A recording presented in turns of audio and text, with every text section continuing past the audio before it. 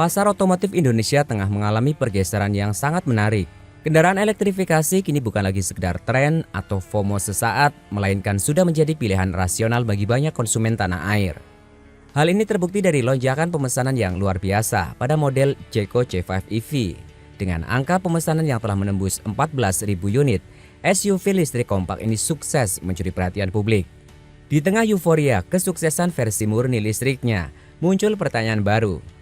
Akankah Jeko membawakan varian hybridnya, yakni Jeko C5 SHS ke Indonesia? Mengingat infrastruktur pengisian daya yang masih terus berkembang di berbagai daerah, opsi kendaraan hybrid seringkali dinilai sebagai solusi paling aman dan praktis bagi masyarakat yang gemar bepergian jauh. Angka 14.000 unit bukanlah jumlah yang kecil, terutama untuk sebuah merek yang terbilang baru bersaing di pasar otomotif nasional yang sangat kompetitif.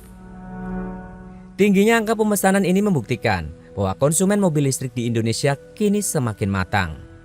Mereka tidak hanya membeli karena gengsi, tetapi benar-benar memperhatikan kualitas, fitur, desain, dan layanan purna jual yang ditawarkan.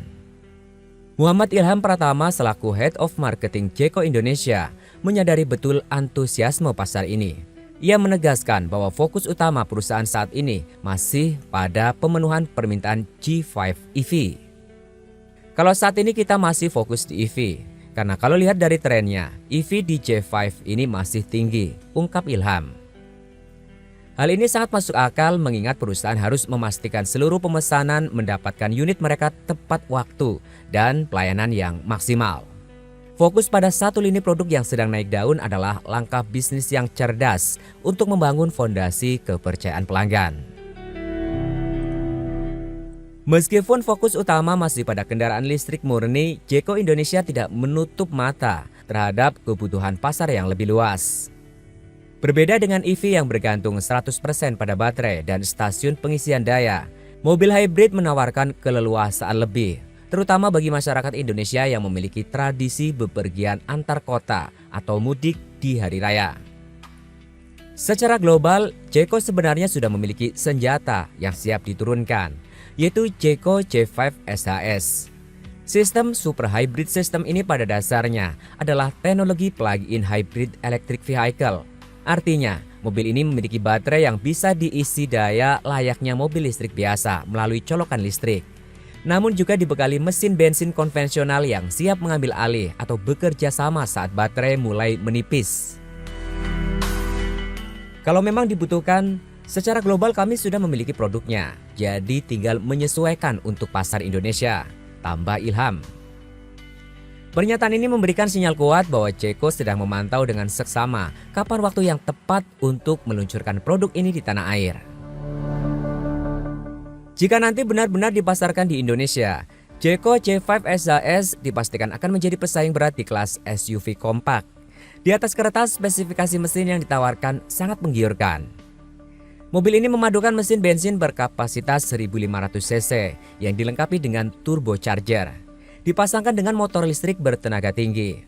Hasil perpaduan dua sumber tenaga ini mampu menghasilkan daya maksimal hingga 165 kW atau setara dengan 221 tenaga kuda dan torsi badak yang mencapai 295 Nm. Apa arti angka-angka tersebut untuk penggunaan sehari-hari? Artinya, mobil ini sangat responsif. Untuk melaju dari posisi diam hingga kecepatan 100 km per jam, J5 SHS hanya membutuhkan waktu 7,9 detik. Akselerasi instan ini sangat berguna saat Anda membutuhkan tenaga ekstra untuk menyalip kendaraan besar di jalan tol atau saat melibas tanjakan curam di daerah pegunungan. Meski bertenaga besar, efisiensi bahan bakarnya tetap juara. Klaim konsumsi bahan bakarnya mencapai 5,3 liter per 100 km atau sekitar 18,8 km per liter. Angka ini setara dengan konsumsi bahan bakar mobil LCGC yang jauh lebih kecil dan ringan.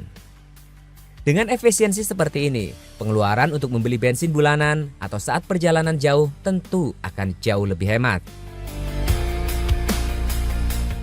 Beralih ke sektor ukuran, Jeko C5 SHS dirancang dengan dimensi yang sangat ideal untuk kontur jalanan perkotaan di Indonesia yang seringkali padat dan sempit. Dengan dimensi yang dimilikinya, mobil ini cukup ringkas untuk bermanuver di gang sempit atau mencari tempat parkir di mal yang padat. Namun di saat yang bersamaan, wheelbase yang cukup panjang menjamin ruang kabin tetap lega. Mobil ini mampu menampung 5 orang penumpang dewasa dengan nyaman, lengkap dengan ruang kaki atau legroom dan ruang kepala atau headroom yang memadai, serta bagasi yang cukup luas untuk membawa barang belanjaan atau koper saat liburan. Jeko tampaknya tidak ingin setengah-setengah dalam memberikan kemewahan pada J5 SAS. Mobil ini dibekali dengan berbagai fitur canggih yang biasanya hanya ditemukan pada mobil-mobil mewah Eropa. Mobil ini sudah dilengkapi dengan sistem Advanced Driver Assistance System atau ADAS. Di dalamnya terdapat fitur seperti Adaptive Cruise Control yang memungkinkan mobil melaju mengikuti kecepatan mobil di depannya secara otomatis. Ini sangat membantu mengurangi kelelahan kaki saat berkendara di jalan tol. Blind Spot Detection memberikan peringatan jika ada kendaraan lain di area titik buta sehingga mencegah kecelakaan saat berpindah jalur. 6 airbag memberikan perlindungan menyeluruh bagi penumpang dari benturan jika terjadi kecelakaan. Kabin J5 SAS terasa sangat futuristik. Pusat kendali hiburan dan informasi berpusat pada layar infotainment berukuran masif, yakni 13,2 inci, yang sudah mendukung konektivitas ponsel pintar terkini. Sementara itu di depan pengemudi terdapat cluster meter digital berukuran 8 inci yang menampilkan seluruh informasi penting kendaraan dengan grafis yang tajam. Satu fitur yang sangat menarik adalah hadirnya kamera 540 derajat. Jika biasanya mobil hanya dilengkapi kamera 360 derajat untuk melihat sekeliling, kamera 540 derajat memberikan sudut pandang ekstra ke area kolong mobil, seolah-olah kap mesin transparan. Fitur ini sangat berguna saat melewati jalan berlubang, berbatu, atau saat parkir di area yang sempit. Untuk mengatasi cuaca tropis Indonesia yang panas, Jeko menyematkan ventilate seats atau jok berpendingin yang mengembuskan udara sejuk ke punggung pengemudi dan penumpang depan. Terdapat pula wireless charging untuk mengisi daya ponsel tanpa kabel yang berantakan. Sebagai penyempurna, kabin ini dirancang sangat kedap berkat penggunaan kaca kedap suara yang memastikan kebisingan lalu lintas di luar tidak mengganggu ketenangan di dalam mobil.